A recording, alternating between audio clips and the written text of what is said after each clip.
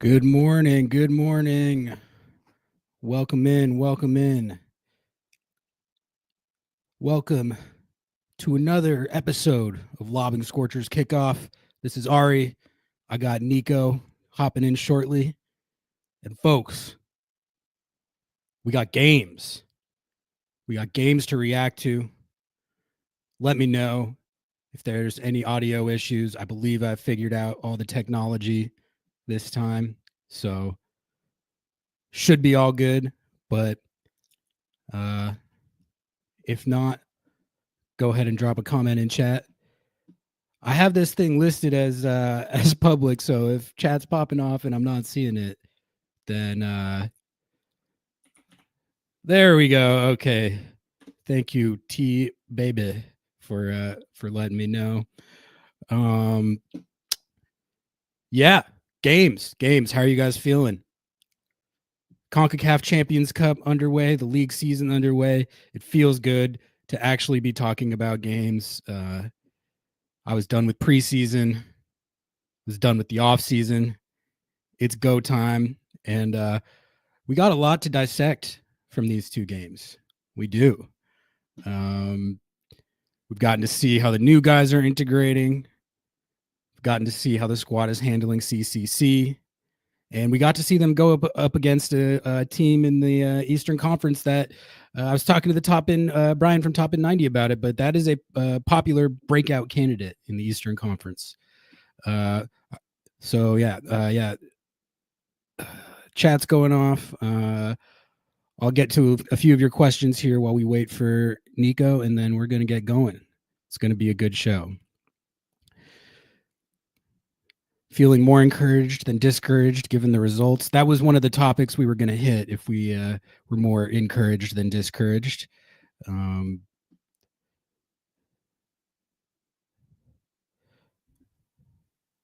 Where was Defender of the Year candidate Jackson Reagan? Did the Monsters steal his talent? I mean, I feel like he really only had the one bad play. It was a very bad play. But I didn't think he was like a disaster the entire game. I would describe that as an uncharacteristic play by him.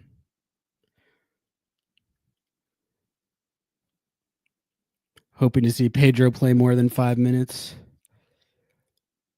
That would have been nice, but I just want him healthy right now. So if they think having him play, not play a lot of minutes that game is the best way to do that, then I'm in favor of whatever keeps him on the field. Exactly, Dusty. It just means he'll start Wednesday. And it's pretty clear to me that the rotation of Ferreira and De La Vega was with an eye on this Wednesday game. I imagine they're both going to start that, and they're both probably going to play most of that game. Ferreira should. I don't know if De La Vega will, but Ferreira should.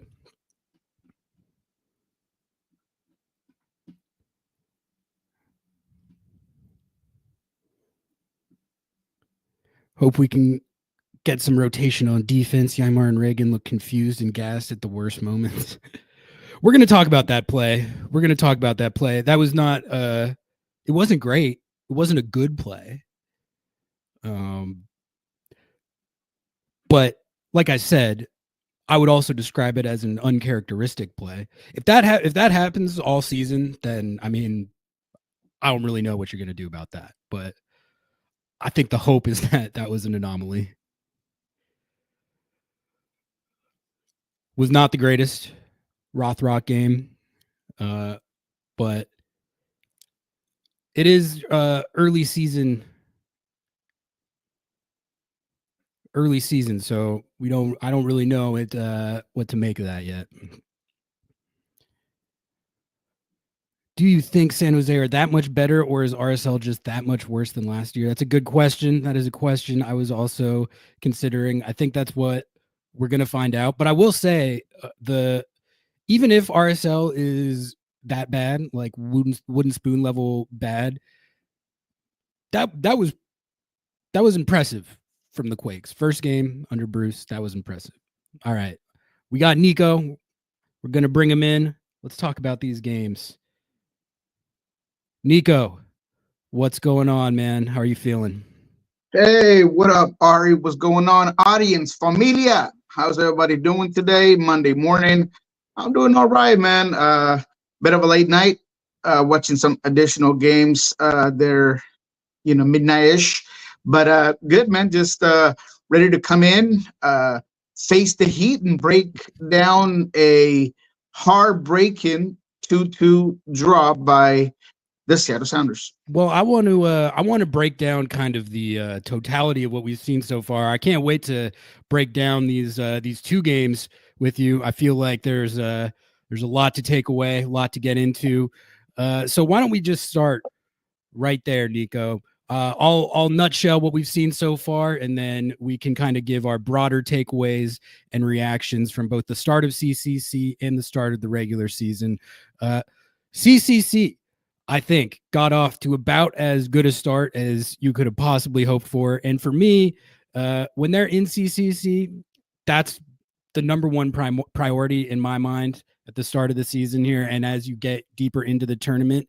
So really, I think that's the most important thing, is how well they started off CCC. And frankly, I thought they played pretty well, very well for a lot of the Charlotte game, and it just had about as bad an ending as you're ever going to see from a professional soccer team. Niko, what have you made of what we've seen so far, and what are your takeaways from what we've seen across these first two games, one in CCC, one in league play? Whew, putting both of them together, I think there is a common denominator, and it is that this team's still working through some things, and they still have a lot of sharpening to do. They specifically on the defensive end, and again, we'll talk about both, because there was big difference on what were the issues in one game and not the other. I thought that in your first CCC game at Antigua against a team that clearly had more games of competitive play than you did, eight completely. They seem to be a more together, cohesive unit, and because of that, Seattle struggled in the first half. I mean, Antigua was the better team in the first 45 minutes. Seattle had a lot of issues in terms of their offensive movement. There was a lot of sloppy play. It seemed like a lot of times people were occupying the same spaces. Pedro on the right side wasn't really working. So there were a lot of things that they were able to correct in that Charlotte game.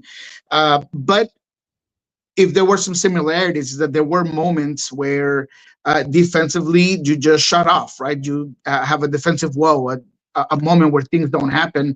In the Antigua game is the equalizer. It's a throw-in.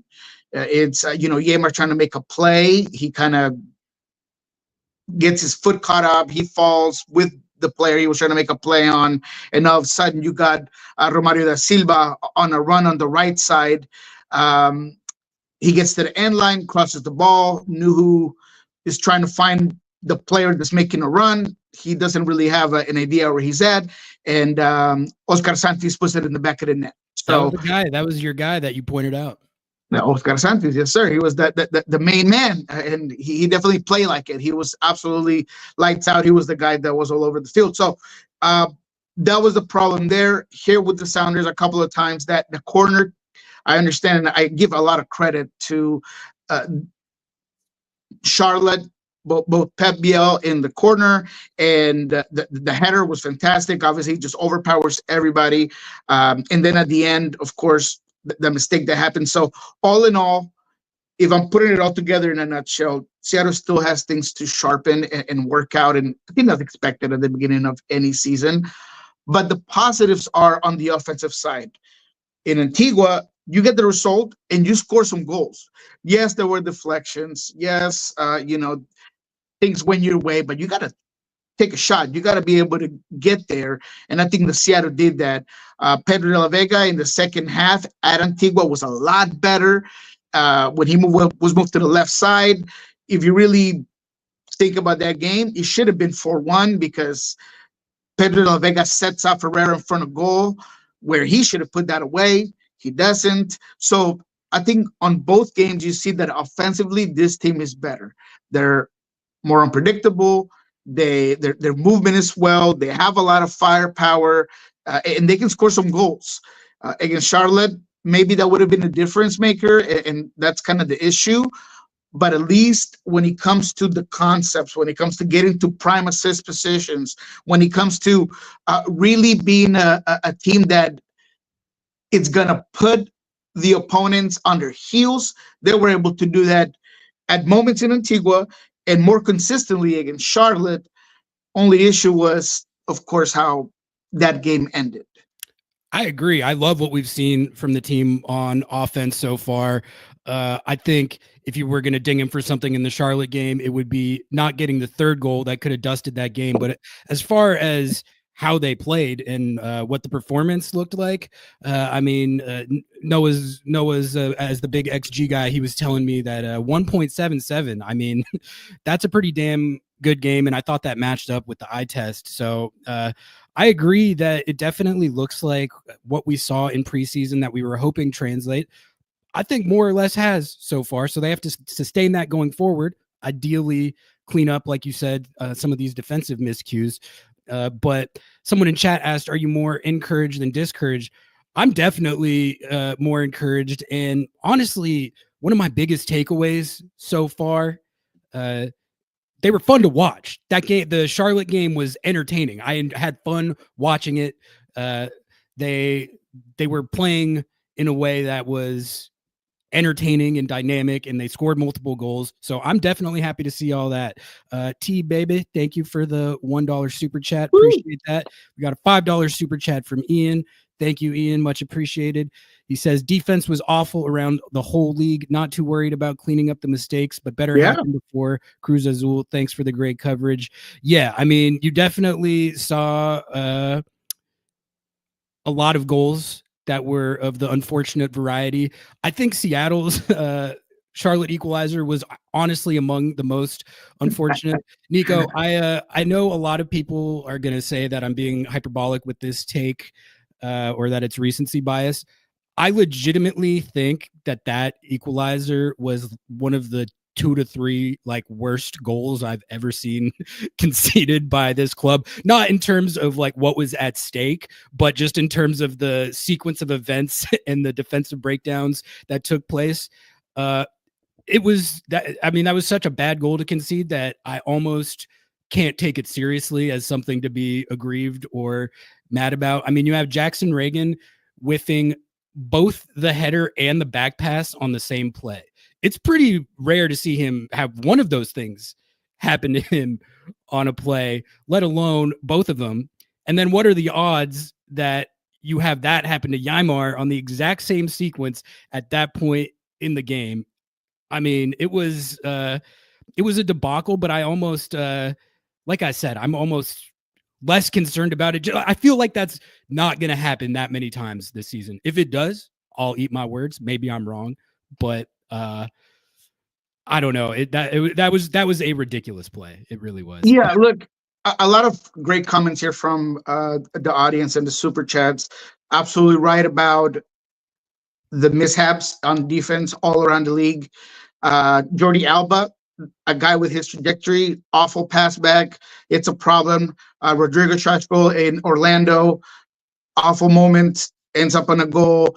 You go back to the LA Galaxy game, Garces, problem. I mean, it was all over the league. So that's a great point. So because of that, I am encouraged. I'm encouraged of a lot of things. And let's start with that because I was discouraged about other things.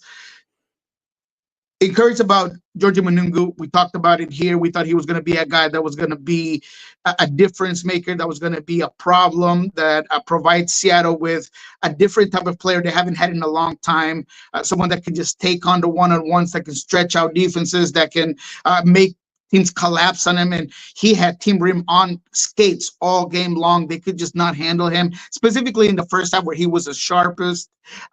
He adjusted very well. That early cross that he puts into Jordan Morris, first of all, great run by Jordan, but for Georgie to put that ball there, he had a couple of times earlier that game where he just got too close to that end line and then didn't really have a lot of options, or he kind of just lobbed it into space. In this one, it was very deliberate. So just that adaptation and that understanding of the game is fantastic to me. We were talking to Brad Evans in the press box when this whole thing happened, and he was like, look, man, there is nothing harder for a defender to figure out than an early cross. And that's what happened there from Georgie. So just praise him on the game that he had. I thought Albert Rusnak was outstanding. I thought he was sharp. I thought he was intelligent. I think he definitely proved that he has the DP level caliber. With Jeremiah on Fridays, what we learned this week, I said, look, he's going to amplify the game because he has that pedigree, and he certainly did that for Seattle. Jordan Morris clearly, the brace, the movement, everything that he did, this just tells you the sort of talent that he is. In reality, he gets a lot of criticism for not going to Europe and a whole bunch of things. But look, he ties the record with Raul Ruiz with 86 goals. This is apparently his 4th brace in the first game of the season in his career. I didn't even think about that, but yeah. I thought it was a great nugget, so he's just a guy that's proven to be quality. And look, I've criticized him plenty of times about his finishing. In this one, I thought he was great, especially when he's coming off of a game at Antigua when nothing went his way, when he couldn't get on the ball, when he got no services, and just the ability to make that shift and forget about Wednesday's game and focus on this one, that I applaud. And that I feel like is growth from him as a player, as a striker. So that's what's encouraging to me. And I'm gonna let you try to talk me off the edge on this one, because this is what I'm more discouraged about. Okay.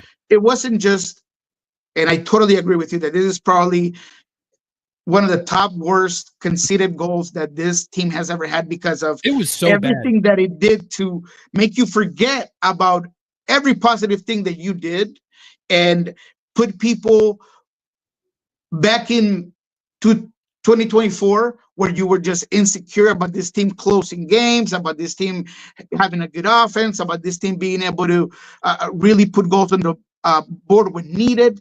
All those insecurities are back, all because of one play, one discouraging moment from two of the best defenders around the league. But this is what was most discouraging for me.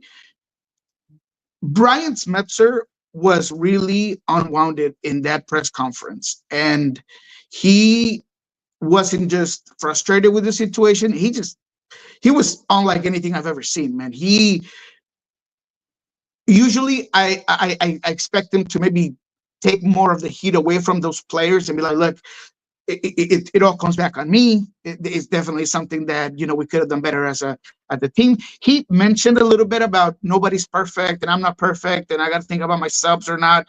I thought he should have been more forward with that. Look, were my substitution patterns right? Were they not? And he wasn't. He was a little bit condescending with the press. He even apologized midway through about him being upset, and that's why he was. I forgot what the word he used. That's why I'm so bitter or salty or something like that. Yeah. Along those lines, and that was discouraging to me, because your coach has to show more presence, a little bit more composure, and deflect that pressure away from your players in that specific moment. And I thought he should have done that. So that was discouraging to me. I don't know what you thought about that. I definitely noticed that was about as tilted as I've ever seen him after a game. I agree with that. And I remember the comment he made where he was like, I'm salty, or I'm bitter about this right now, right in the heat after it happened. I mean, I think we have to remember that literally no one on earth cares more or is more invested in the success of the Seattle Sounders than specifically Brian Schmetzer. Like the results of this team, like it's like he feels it in his core, and I think he was so frustrated because they probably drilled a lot all offseason and in preseason. Like, look, our home form has got to get better. I think they drew 7 games at home last year, and like you said, it was a lot of them in similar in the sense that they would kind of drop them at the end. But what I think is different is how the team looked in attack. You know, if I think back to last year, the 0-0s against Austin, there was like a couple other 0-0s at home where it just was boring and stale in attack. I thought the offense looked really good against Charlotte, against one of the best defensive teams in the league, by the way. But to get back to your observation about Schmetzer's presser, yeah, I think anyone who watched that presser could see how upset he was with how that game ended. And I guess maybe I don't mind as much him not deflecting off Ymar and Jackson more, because those are two of the elite players in this league at their position, and he holds them to an extremely high standard. Yeah. And he should. But and to be fair, I think he also pointed out that these are two guys that have saved many, many more points and many, many more results than they have had plays like that. So I'm not as concerned about the Schmetz presser. I would expect him to honestly have a very not unhappy demeanor after a game ended like that. But yeah, I don't know. I mean, your point is well taken. This is kind of another topic that I wanted to talk about here from Tyler. So let's hit this one. Heard in the Schmetz presser a question about the Soundies struggling in the last 5 minutes of play. What's the backstory there? So yeah, that is one of the things that this goes back to last season, dropping points at home way too often. If they had taken care of business at home more last year, they could have been up towards the Shield, towards the top seed in the West, because their road form was very good last year. They won 8 road games, so they dropped too many points at home. I'm sure that is absolutely a storyline that they were intent on reversing this year. So to see that kind of happen again in the first game, I definitely understand why people are frustrated, but I also think there's encouragement in a way to be taken from I mean, I thought the Morris Rusnak duo was on point. Like you mentioned, I thought that was one of Rusnak's better games, honestly, since he took over as the starting 10. He had a really great assist and was very effective and dangerous all night. Jordan Morris, you know, I know the second goal didn't count because it got deflected, but you know, that's 2 more on his stat sheet. So really producing like DPs there. So yeah. 2 things real quick. Yeah, that question was very good, and it's one that I was going to ask. Actually, that was going to be my final question of the presser. It was made by Diego Palomino, and this is something we've discussed in Spanish media. And you know, a lot of times we have discussions that are a little bit different than what you'd hear all around, and it's something that was brought up because it was an issue last year, and it wasn't just at home; it was on the road. And this was always the answers from Brian, right? It was, we have to stay on 90 minutes. We need to do that more often. We got to be on the entire time. It was, well, maybe I should have rotated this player or that player. Maybe I should have done this, that. So it has been an issue. And he mentioned that he needed to go back and look at it. And you know, at the moment in time, and to your point, you're the heat of the moment. The only thing you can think about is what just happened. But I think if he was to, and I'll probably ask him that later today, because it was an issue last season. And you did drop a lot of points at the end of matches. And that is something that puts you in a bad position throughout the season. And maybe a couple of those games, and if Seattle gets a couple of more games, they might have been second in the West. Yeah. And that's, you know, credit to the team. But it is something systematically that I think needs to be looked at closer. And I don't want to be Monday quarterback in this thing, and I don't want to be a chair analyst. I'm no Doyle. And, you know, I have an idea of the game. I make sure that I surround myself and associate with people that have done it a long time. And I got coaches within MLS and outside of MLS that were in MLS that I try to talk to consistently. But us as press, we all have opinions. And if there is something that closing the game, we were all thinking was, should Pedro de la Vega really be going in at this moment? Should Ferreira really be going in at this moment? I thought, in my opinion, and that's all that it is, that the game needed a little bit more game management. Someone with possession that was going to protect the lead with the ball. JP was on the bench. I thought that he was a guy that should have came on the field, and he didn't. Were the substitutions correct? Was Brian a little too forward at trying to maybe put behind the stigma that his team had last season about it being boring, about it not being able to score more goals? And he wanted that third goal so badly that, maybe could it change anything if he would have been more ready to make those changes and maybe possess the ball and manage it a little bit more? See, I see what you're saying, but I feel like they actually were managing it and killing it off pretty well at the end of the game, and it was a freak play where that happens, where your CB, who barely ever makes errors like that, makes two on the same play, and I definitely did not feel like I didn't feel like it was a situation where they had lost control of the game state, or Charlotte FC was putting them under constant pressure, or was out of control, or anything like that. I think that was what was the most galling about it, is that really, until it happened, it really was not even entering my mind that Charlotte was going to get the equalizer, because it felt like they were managing it pretty well. But they just and I'm over here picking at little things, right? Because, and I love the fact that you have a total different view of the game, right? And not every substitution should be criticized either. I saw a lot of comments from fans about why is Niko coming off. I mean, he was on a yellow, and Jay Bell's a very 1 minute into the game, yeah. Jay Bell is a guy that is a solid defender, so that's why you bring him on. But maybe I thought a little bit of that pressing that they were doing up top when you brought in Ferreira and Pedro, maybe a little late into a game that they thought it was won. Maybe that wasn't as sharp as it was with Rothrock and Manungu. Now I know Manungu had a lot of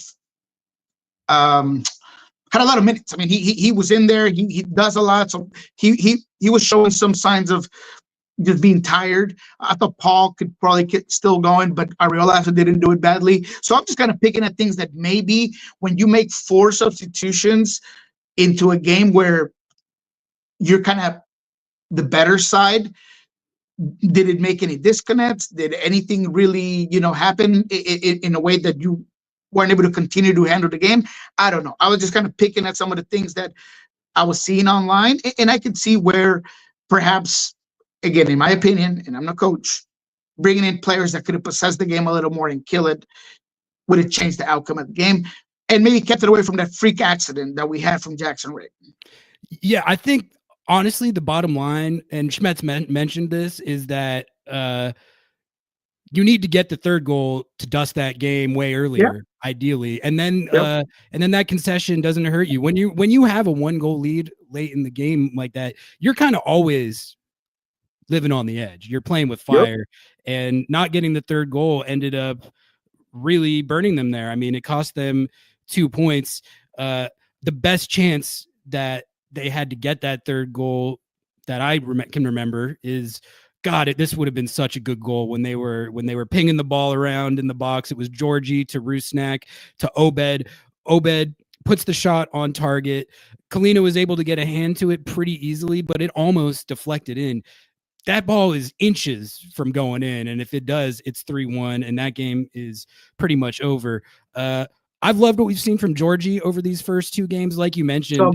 Against Antigua, he was watching them try and defend him was comical almost. And he has 2 assists in these 2 games. So we're seeing end product. His assist on that Jordan goal, like you mentioned, that's pretty unstoppable. I don't know how you stop that. So that was great to see. I got to get your take, Niko, on the De La Vega discourse. there's been a lot of it flying around. The first half in Antigua, I think most people agree was rough.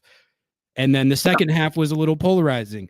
A lot of people out there are saying that the goal he scored doesn't count because it deflected, so he doesn't get credit for it. Unfortunately, And that is the ball not going how out. it works. A deflected goal, actually, if you looked at the scoreboard, they gained a goal for that, and he was credited for that goal. So you cannot, in fact, discount the goal that he scored because it took a deflection. You also cannot do that for the Areola goal. I just think some of the we've got a couple of YouTube comments like this way too. Where we had one guy be like, "Well, if you just take away the 2 goals that got deflected, then they wouldn't have had 2 of the goals that they scored. Why are we taking away the 2 goals that got deflected? I got to stop you right there. Like, that's literally, Niko, not one time in the history of this game has a guy scored a goal that took a deflection and the ref stopped the game and said, you know what, guys, that took a deflection. He didn't mean to shoot it like that. We're going to disallow this goal on the basis of deflection. That doesn't happen. So just discounting 2 goals that got deflected is a worthless hypothetical. There's no reason to, I don't understand why we're doing that. I mean, I guess I do. It's the same thing people did with Jordan Morris, his whole U.S. national team career. You know, if he scores the goal against this opponent, then it doesn't count. And then you point out that he scored against Mexico when he was in college. And then I think at El Salvador, kind of to save our U.S. MNT's asses in World Cup qualifying. And I guess those don't count either. I don't know. That was sort of a tangent there. But what do you make of the De La Vega performance in that Antigua game? It was irregular. It wasn't consistent, but that doesn't mean that it was bad. I said this with Jeremiah on Friday. I like to talk to media members from wherever the Sounders are playing at. I like to hear the radio, the broadcast, and if there is one player that was highlighted in every single one of those things that I just mentioned, was Pedro de la Vega. I was like, man, that was the most talented guy. He was the guy pushing the ball. He was the one that was trying to make things happen. The shot that he took, it wasn't going in, but you got to take the shots. I mean, people that are unbiased, that have no idea or not a lot of an idea about who the Sounders are, that's the guy that highlighted, because he has that X factor that magnetizes your eye to that player. So I understand the expectation for him to be more consistent and sharper and better because of the young DP tag and the price you paid for him and all of these things.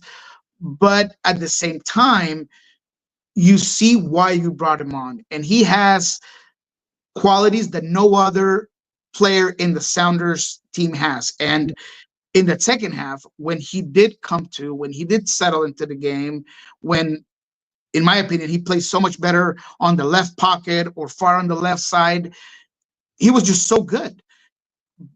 Breaking through defenders, that setup to Ferreira, it's one ball into space from Obed Vargas. He gets there, he's physical, he out physicals the defender, gets to the end line, picks up his head, puts on the perfect ball for Ferreira.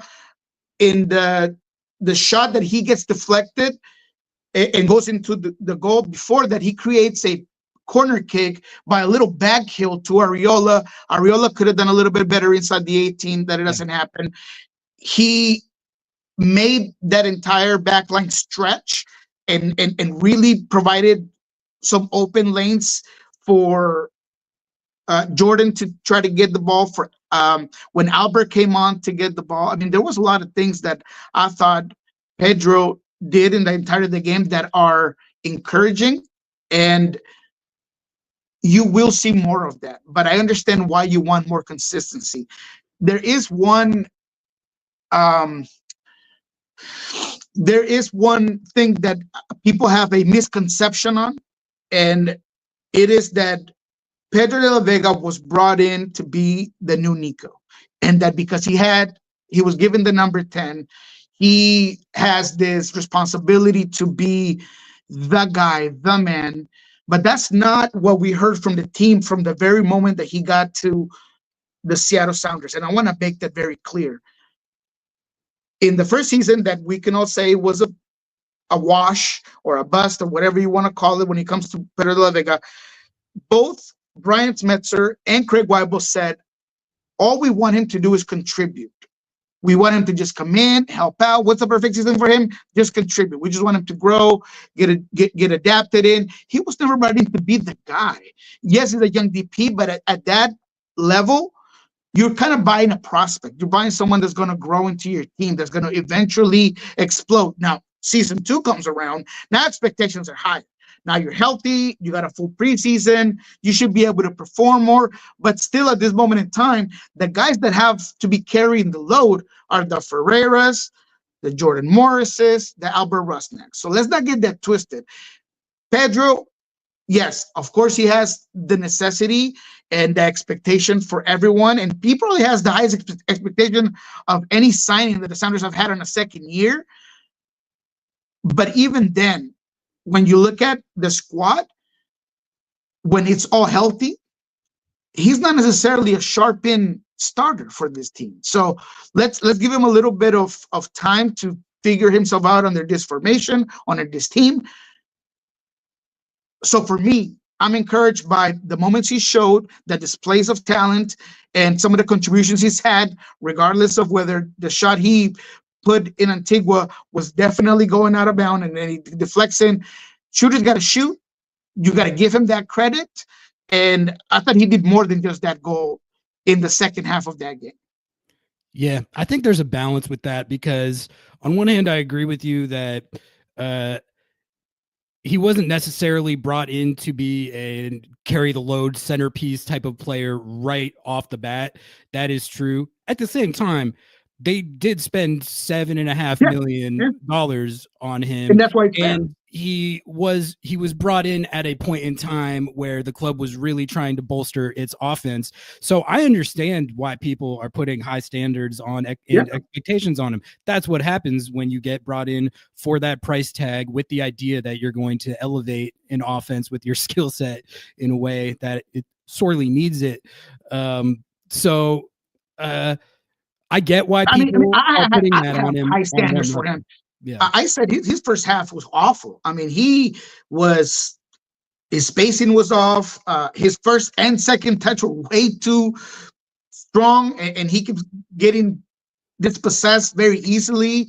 I mean, he was just not doing well, and I expect more from him, especially with having such a good preseason. We all thought he was going to come in and just shine, and he didn't really do that. Now, it does take character to just forget about it and then have a better second half. But I understand both sides of the argument, right? Expecting more, what the hell's going on? Is he a bust? Is he not? And then me just seeing what he's been able to do and what he can do in the future for the team. Bad Sequels, thank you for the super chat. Thoughts on the double pivot? CR7 balled out. That's a great shout.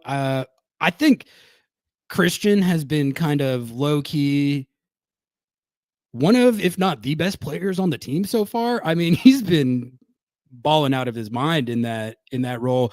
I thought you could really see it in that Charlotte game, like the dirty work that he was doing.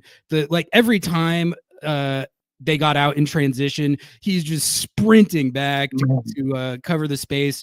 He had a couple of his classic patented ball winning moments where he gains you so much extra possession through just being a dog, So I think, we talked about a couple weeks ago how Doyle had him as one of the best players in the league at that position when he's been playing right mid a lot the last couple years. And I think he's looked like that for the first 2 games. So that's a good shout. Cameron asks, question for anyone here. Who do you consider more of a rival, Vancouver or LAFC? Yeah, honestly, that's a no-brainer. LAFC for me. Absolutely. Absolutely. Rivalries are, well, there's all kinds of rivalries, regional and things like that, but rivalries don't really come to life until there is some competition from either side. When there is no competition from either side, maybe for Vancouver is a real big rivalry because the Sounders have been so dominant over them. But LAFC, they're a team that has come into the league as an expansion team, took in a lot of the shine away from your team, and they've kind of become the elite team and the team that everybody wants to look at in the West. So there is a real rivalry there. Obviously, Sounders have had their moments, 2019, and all of the moments that we've had in this rivalry. So I think that's why it's a little bit above. But it's a fair question though, because of the regional component of Cascadia and things like that. But I think for the Sounders, LAFC is a bigger one. What was the other comments? On Christian. Yeah. Yes, absolutely. I will say one thing. He took Pep Biel's lunch money on one transition moment that Pep was heated because he just got outbodied. And Christian, his ability to just not just cover space, but angle his body so he doesn't create a foul, and he's getting the entirety of the center of gravity on top of the ball and pushes it to the other side, man. It's fantastic. He's been lights out for me. So the pivots have been great.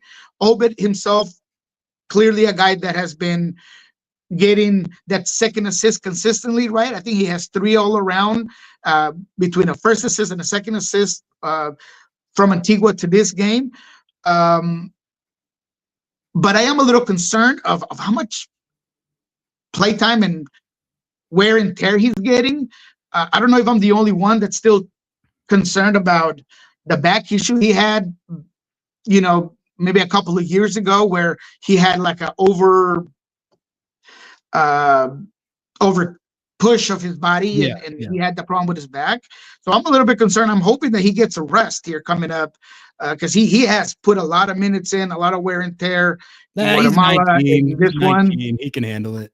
Well, that's the problem. That is exactly like people are like, he's young, he'll be all right. Yeah, but I mean, he was younger when he had the back problem. So, man, I don't know. He was like 16 at that point. So, Niko, why don't we jump into some around the league stuff? We've been going for about 40 minutes here. We try to keep these around an hour. So, I think it's worth diving into some other results around match day 1, giving our takeaways on what else we saw around MLS, because you have preseason and you have these ideas in your mind of how you think these things are going to go, and then the games start, and oftentimes it goes very different than you would have expected.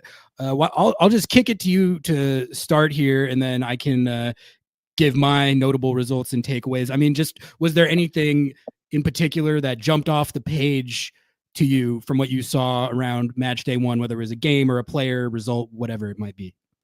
Yeah, man, a lot. I mean, actually, I brought some numbers for you, just something that I used to do in my Spanish show.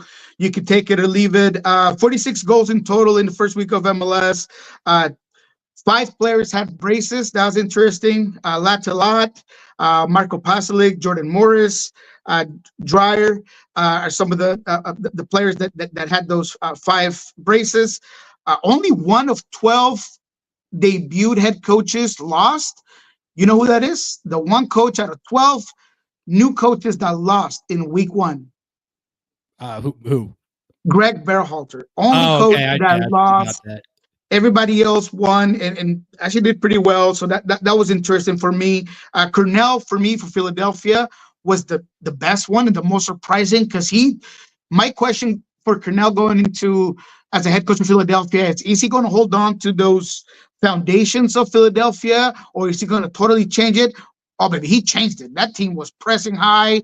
It was a 4-2-2-2. He was just getting forward. I mean, it was very Cardinal. A lot of the things we saw in St. Louis brought back to Philadelphia. It makes sense why he went and got Andrea Vasilev as well. So that was interesting. And when it comes to the biggest surprise, and I don't know if it was a surprise, but it was something I enjoyed watching, was San Jose beating the brakes off Real Salt Lake. Bruce Arena, 4-0 game. I don't think they were as dominant as the score line says, but the fact they were able to score 4 was fantastic. Espinosa was lights out. Some of the balls he put into space were amazing. I think when San Jose scores 4 goals and neither Chicho or Joseph scored, it tells you what this thing could potentially do. Neither of them scored, and they got the San Jose Earthquakes got a clean sheet. Like, what is happening? That was one of the ones I had written down too. I mean, they could not have started the Bruce era off any better. I mean, I don't know if they're that good. I think some of that might have had to do with RSL. They might be wooden spooning over there. We'll see. It could have been a fluke result, but yeah, no, the Quakes definitely caught my attention. Like you mentioned, Atlanta United, I think they've been a trendy pick. I've been talking about them as one of my most likely teams to take a big step this year. I just think that they kind of so Paul Tenorio actually had a write-up on this in The Athletic today, kind of going inside Atlanta United's retool. And they took some short-term pain last year to set themselves up pretty well going forward, it seems. I think Garth might have worked some magic there. So they looked really good, even though it was kind of they conceded a couple goals, but they scored 3. What else? Niko, the Portland Timbers. I mean, yeah, that was a bad game.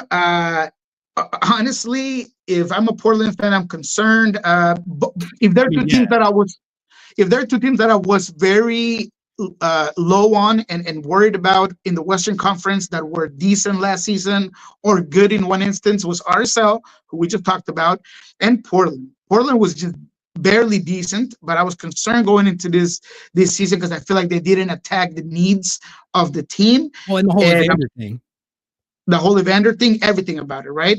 But Jaden Nelson just tore this team apart. Now, I understand that there was an early send-off of Kamal Miller, which I didn't really love the red. I thought it was a yellow, but nonetheless, it was a send-off.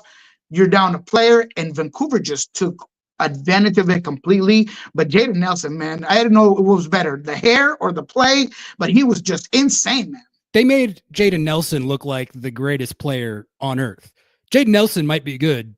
He is not as good as the Portland Timbies made him look in that game. Even down a man, I think Phil Neves, he was trying to play the card of like, oh, well, it was just chalked because we were down a man. So that basically, I mean, even with that taken into account, that was just that was a disaster. If you're tilted about how the Sounders game ended, you could be the Portland Timbies. You could also be the Chicago Fire, which that was my biggest MLS's back moment, seeing them go ahead not once but twice and then give up the lead both times and then wind up conceding 4 goals. Like you mentioned, Greg Berhalter, the only coaching debutant to out of 12. Game. That's crazy. And that was another game where, talk about defensive woes. I mean, Chicago couldn't get out of their own way. They start with the lead and still are unable to neither manage the game or play better after that. And Columbus, man, I mean, Diego Rossi said, baby, no lucha, no problem. I'll put the team on my back. I got it. Let's do this. Bamba, though, was good for Chicago, I thought. Him and Gutierrez and Cypress, I think, make a really good trio there in the attacking end for Berhalter. So I do expect them to be better than last season, but man, they got to fix up that back end.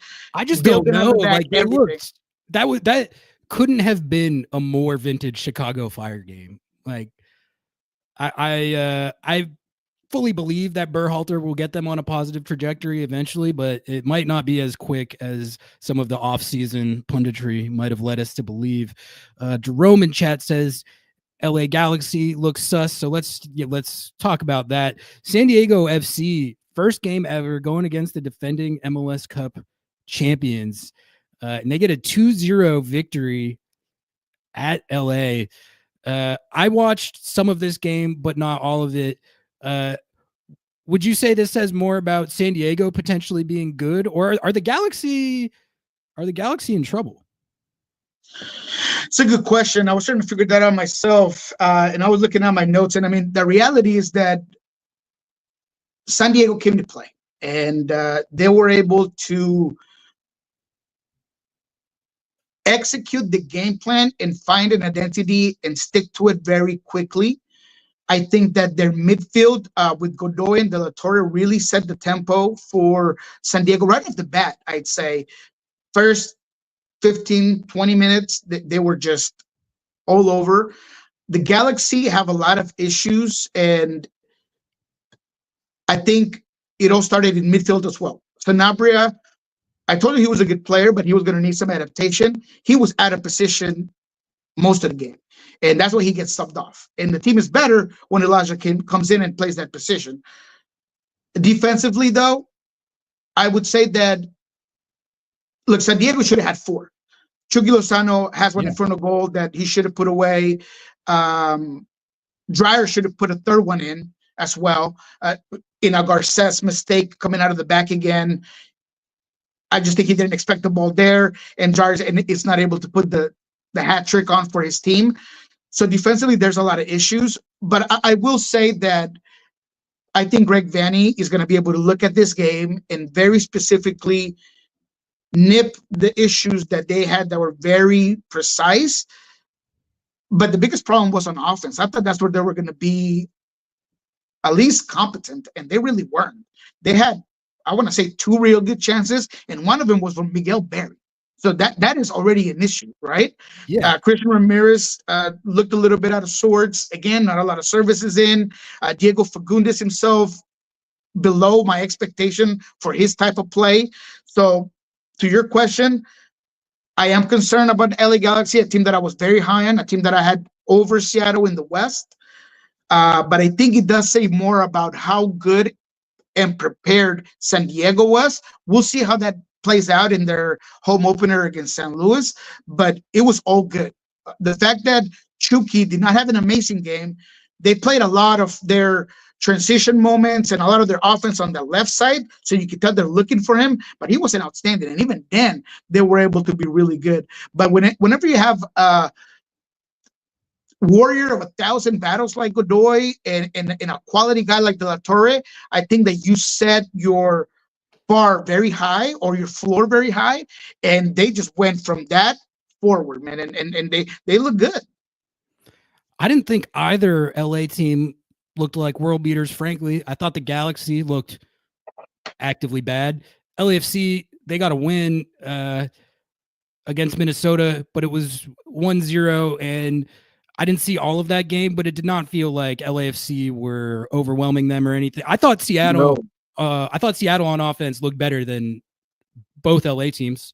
So that's one thing to be encouraged about. The Galaxy didn't score at all. LAFC only scored once. So you also had struggled. I mean, Minnesota was the better team for the majority of that game. Jaboa should have had 1 or 2. I think that LAFC was a little bit lucky, and a couple of balls on the post for Minnesota that don't go in, and they were just unable to capitalize. But they were there, and LAFC did look out of sorts. Their possession wasn't as effective as it has been in the past. And I mean, whenever you're getting a goal from Ibobasi so late in the game, and I mean, he was about to come off for Giroud, I believe. I don't know. They seem to have maybe 15 minutes of good play in that entire game, and that was enough. So I think Minnesota just let them stay in the game too long. But LAFC did not look impressive to me either. You're right. What'd you think about Inter Miami, Messi and the Barca boys? I mean, this was a kind of a classic Inter Miami game. They get a goal like 5 minutes into the game, maybe less. Then the guy who scored it, right, gets a red card. They're down a man for most of that game. And then Messi bails them out with another assist right at the end to draw NYCFC 2-2. For me, watching that, I felt like it's probably going to be a similar Inter Miami year this year to what it was last year, which is they're going to score a ton of goals. Messi's going to eat. Obviously, he's going to get his. But until they are able to stop conceding goals as they do, they're going to be the best team in the league just because they can overpower you in attack. But I think they are still susceptible to outcomes in the playoffs or in tournament play where they concede goals that might make it more difficult for them to win trophies. I don't know. Maybe I'm coping because they're just going to put up 75 points again this year. But that was not like a super great way for Messi and the Barca boys to start off either. No, look, I'm not as high on him, and Matt Doyle might have a heart attack by listening to this because he's so high on them. But the reality is that, to me, they have not replaced like for like Leo Campana, Matias Rojas, or Diego Gomez. Look, Segovia is a very good player, and I think he has a lot of potential. And you saw the finish he had, very good. But the productivity and what you had out of those other two guys that I just mentioned, in Gomez and Matias Rojas, I don't think you get out of that. There's nobody that could replace Leo Campana at what he was doing off the bench, because you still have Luis Suarez. So you had a different guy coming in and an option there that they haven't replaced. And the biggest one is Tata Martino.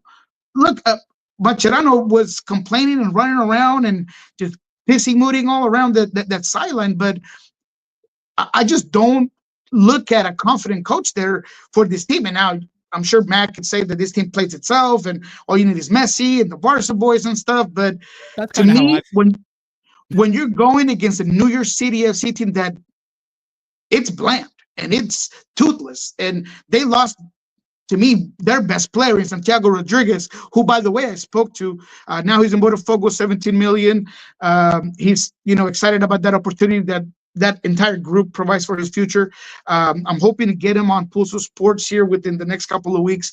But that guy was a big difference maker for New York City, and they didn't look outstanding, and still they were able to put you in problems. And look, that goal, that 2-2 goal, how does Messi just run on three defenders that are just letting him take space and nobody steps to him, and then he just puts a perfect ball to Goya? I mean,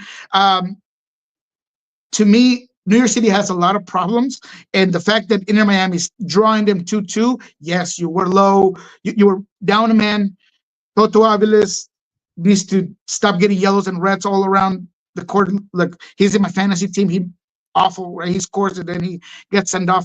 But there's a lot of issues to me in this Inter Miami team all around.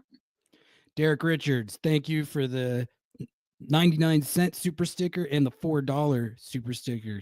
Appreciate you, man. You're the man.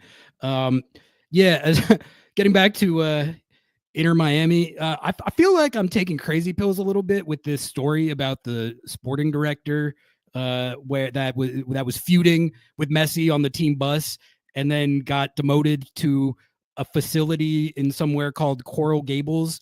And then they now have Messi's academy mentor, who, best I can tell, has zero experience as an executive of any sort, let alone MLS sporting director, which is one of the more difficult soccer executive jobs that you can have in terms of like the roster rules and all the stuff that you need to know.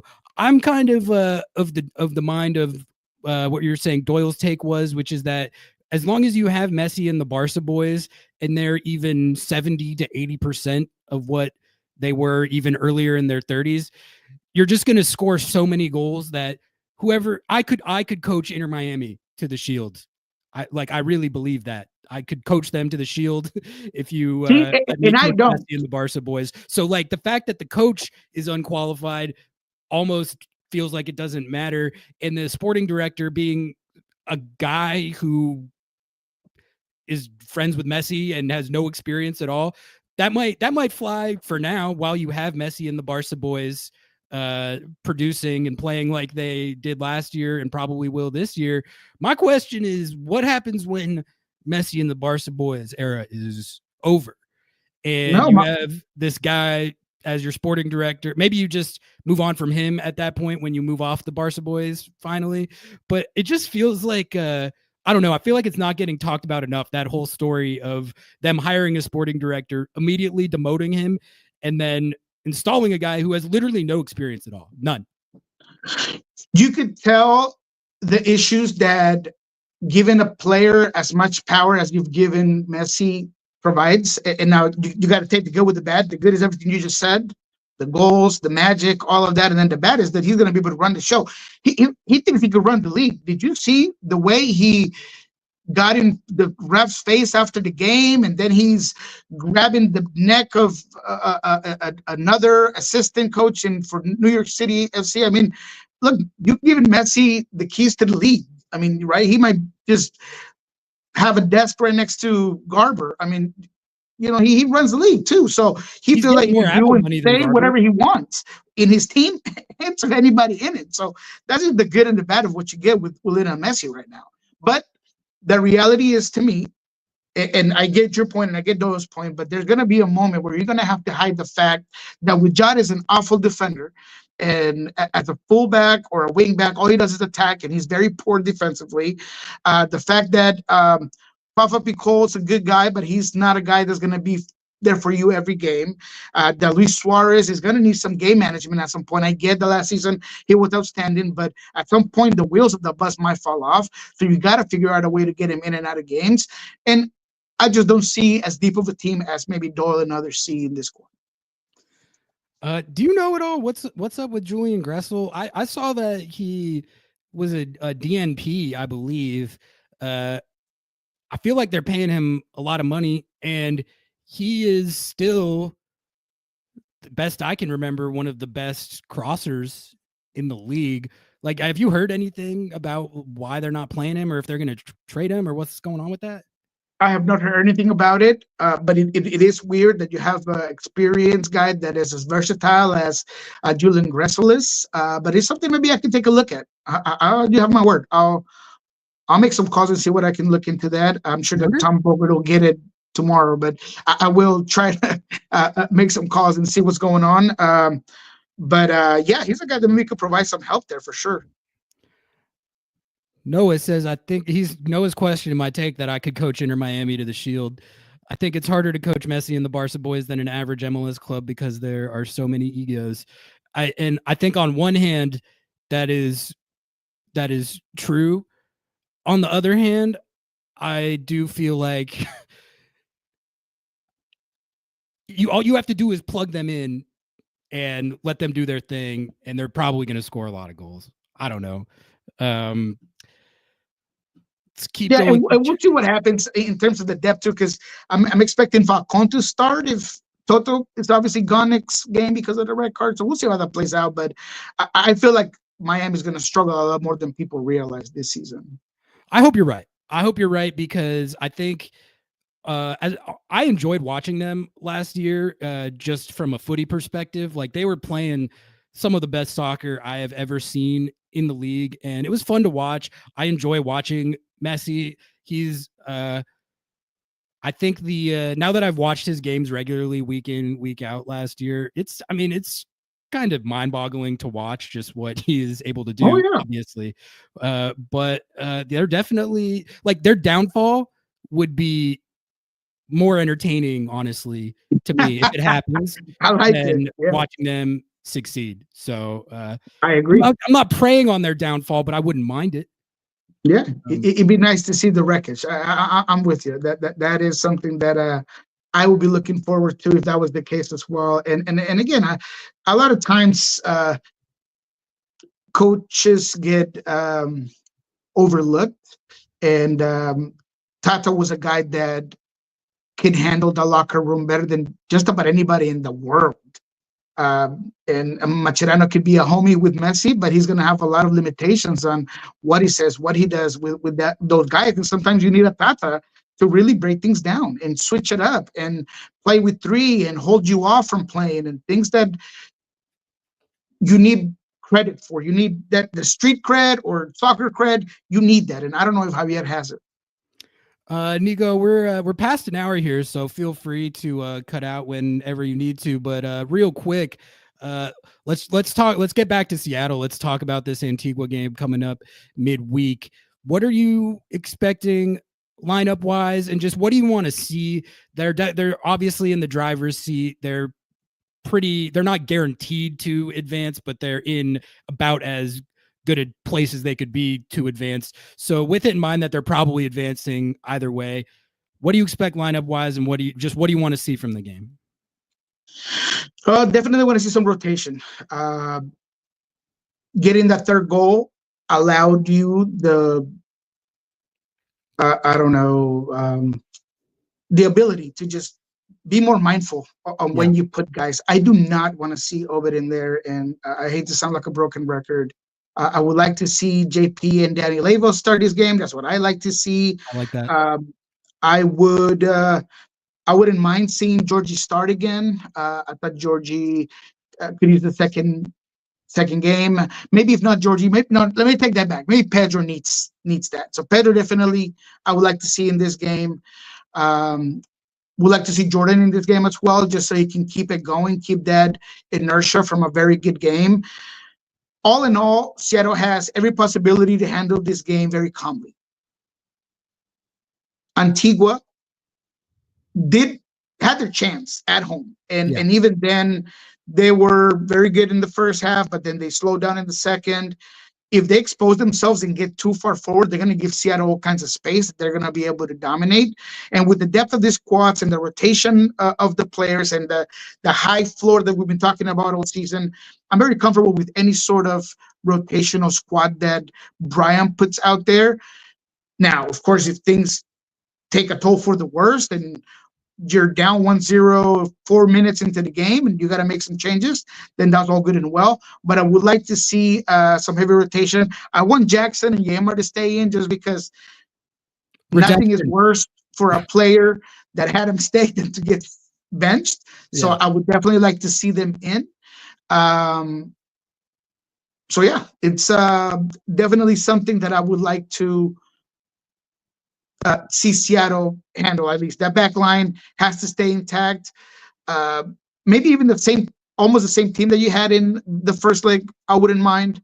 But Seattle has a lot of options. I think Ferreira and De La Vega getting rotated for the Charlotte game is an indicator that they're going to start this match, and that's what I want to see. I want to see that just because I feel like more than the result in this game, it's a good opportunity to get reps for guys to develop chemistry and keep integrating them into the team. You know, De La Vega, it's almost like you're integrating a new player. So it's a good opportunity to get reps for him and Ferreira.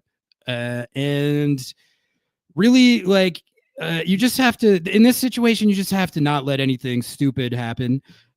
You've got if you score one goal in this game, it's pretty dusted, because then at that point they would need to score 4 to win the series, right? So, and odds of that happening, I don't want to say it's impossible, but they don't seem especially high. And look, let me clarify, because sometimes I just kind of move all over the comment, and I want to make it very clear. I think that the 3-1 lead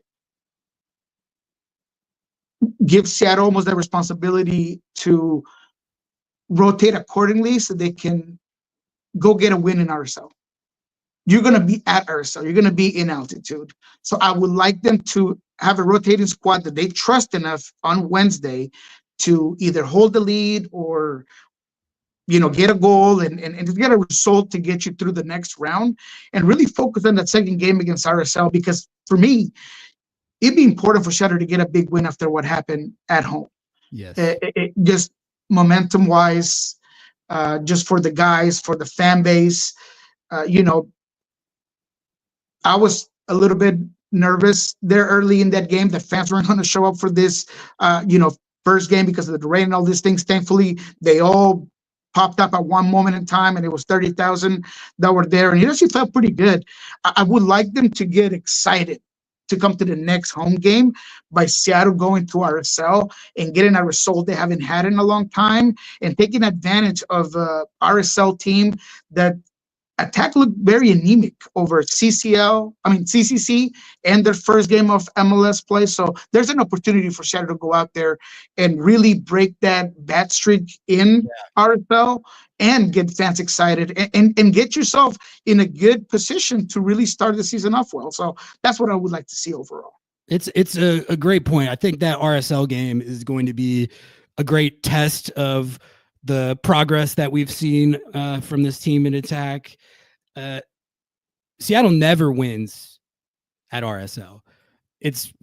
I think part of it is the altitude, but just for whatever reason, it's just probably the hardest away venue for them to get results at in the league. Maybe the Quakes for a few years were in that category randomly, but it seems like almost irrespective of RSL's quality as a team, Seattle and a lot of teams in the league, frankly, struggle to get results there. If they go into RSL, even a wounded RSL that looks like they could be one of the worst teams in the league, and they keep playing how they've been playing, and they get a win, I think you're right that would drastically like the vibes have been really good so far. They were great all preseason. They were phenomenal after the first leg of CCC. Honestly, I thought they were pretty damn good for all of the Charlotte game until the very, very end. If you can just dust this Antigua series and then go get a win at RSL, I think the vibes are fully back. So yeah, I mean, it was a gut punch that you suffered here in this first game, and there's no way around it. Yeah. And that's why I've been so focused on it. People were asking, is the sky really falling in game one? No, I'm not saying the sky is falling, but what I'm saying was that it was a big punch to the gut that you gotta move on from. The ending of that game sucked. Like, it was awful. It was really I mean, anytime you give up a equalizer in the last like 2 minutes, that just can't happen. Like when you're in the 93rd minute out of 95 and you have a 1-goal lead, the game has to be dusted. But like I said earlier in the show, I think that play was an anomaly. I seriously doubt plays like that where Jackson Reagan is whiffing twice in the same play and then Ymar is bamming it into his own net. If that happens more than even one other time this season, I'll be pretty surprised. All right, Niko, coming up on an hour 10 here. I think we can just about start to wrap up this episode of Lobbing Scorchers Kickoff. Before we get out of here, any last thoughts on or observations either on the Sounders or league-wide that you want to get out there? Just real quick, I know that I don't know if this is correct, but Jeremiah had said that Seattle hasn't won at RSL since 2011 or 2012. I thought that they had never won over there, but it's been a while. So just wanted to put that out there because I know maybe someone had asked about it. All around the league, in general senses, I just feel like the West is as unpredictable as we thought it would be. I mean, the score lines that we had were all over. I don't think that Vancouver is a much better team than Seattle. Would just put 4 on the Timbers. I think that San Jose, same situation. I feel like Seattle's a better squad overall than one that just put 4 on RSL. LA Galaxy issues, LAFC issues, regardless of them getting the win. Minnesota concerns. I mean, how were you not able to win that game? So I think Seattle is putting themselves in a good position to, and I'm trying to provide a little positivism. You got a 2-2 game that was awful, yes, but in the bigger picture and on contrast to other teams, you kind of did all right. You could be Portland right now, right? So you're not. And the reality is that you played well the entire game. And something you said earlier is that you were not concerned. I'm not either. I mean, if there's something that we all know is that this team's defense is outstanding and that you have some studs back there and that things like that are not going to happen very often. And the fact that you were able to be so good and interested and exciting offensively, man, I just feel like Seattle is underway to be a really good team this season. And everything I saw from the games that I've watched, all in all, provide that. I mean, Dallas beat Houston on a game they shouldn't have won either. I mean, the goalkeeper goes halfway out and, gives Anderson Julio like an easy knock-in goal, So neither Dallas nor Houston. I don't see anybody that is on paper at this moment after week 1 better than the Founders. So I feel like Seattle should feel pretty good about that at least. One thing I can tell you guys is that Charlotte FC fans are not happy about that game. I was watching the Top In 90 post-game reaction show that they did. Yeah, you should sub to them, by the way. But I was looking at their chat, and their fans pretty much universally feel like they didn't play well. They got pretty much handled by a team that was way better than them, and they got lucky and bailed out at the end by a play that's not like sustainable or repeatable, and that they kind of didn't deserve the point. That's not me saying that. That's them saying that. So make of that what you will from a Seattle perspective. I will say though, as we wrap it up here, we got a stat in chat that I'm not sure if this is true, but I'm assuming it is. The Gurn says last year's Sounders conceded after the 80th minute 13 times, 9 times after the 85th. If that's true, I don't know. I mean, I don't know if those numbers are exactly correct, but I think it is clear that this is a thing that was happening last season. It happened in the first game this season. I think if there's something that I want to see in these next slate of games coming up going forward. It's getting that storyline out of here. Like, you can't be giving up goals late in games to drop points all season. It happened too much last year, happened way too much at home last year. So I understand why people are tilted about how that game ended, because it's honestly not a one-off if you consider what happened last year. Schmetz was kind of pushing back on that in his post-game presser, but I think I'm pretty sure there are stats that bear this out. So yeah, I would love, either Noah or, somebody who's really good with the stats. Sandra Hart has a whole bunch of guys that are great with stats to really look into that, but it doesn't feel wrong. I mean, just in my head, going over how many times I asked the question about conceding goals, ending games, whether it was to drop points because of a draw or lose points completely, it was repeatedly. It's something that consistently happened. And again, we had this conversation with a bunch of people just sharing stories, and it is an issue. So I would love to see the real stats so we could bring it up. So if you are out there, and I mean, I'll trust the people who put the comment to say that they did the research, but I would love to see it from somewhere else. Closing out a game like that, man, it's all mental. It's all mental. You can't switch off for even 1 second where that kind of stuff can happen.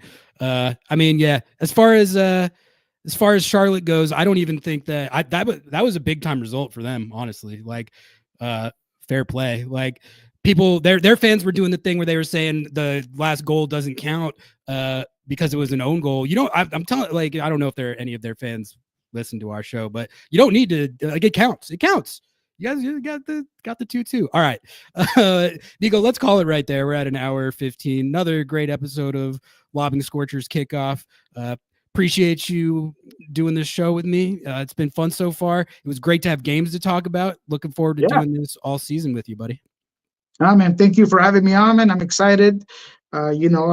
Gives me a reason to be up late on a Sunday night watching some games, taking some notes. So, hopefully bringing content to your audience, or our audience, I guess now, in general, our to audience.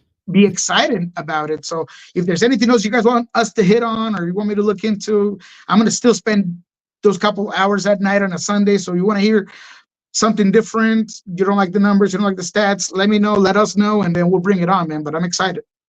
Appreciate you, Niko. I'm going to get some real quick shilling here in at the end. Feel free to sign off. If you haven't done so yet, drop a like on the video, please. That really helps us out. Sub to the channel if you haven't. We were, I believe, 3 short of 1.5K when we started this stream. So if we haven't hit that yet, go ahead and sub to the channel if you haven't. And we will be back at it. Noah and I are going to lay down the draw pod post-game reaction tonight. That should be out tomorrow. And then I'll be back with Under the Lights on Thursday at 7:30 p.m. Thanks for watching, and we'll catch you guys next time. Don't want to give money to the oligarchs, but love Lobbing Scorchers? Do we have a deal for you? MLS Season Pass is back on Apple TV with access to every single MLS match, including Leagues Cup and the entire Audi MLS Cup playoffs with no blackouts. It's not just the games, you get total access to the pre- and post-match MLS 360 whip-around show in both English and Spanish, and get live look-ins and highlights from around the league, as well as full match replays and recaps. Now, you can support our show by visiting lobbingscorchers.com/Apple TV to purchase your subscription and support our show. Lobbingscorchers.com/Apple TV. Please, don't let the oligarchs win.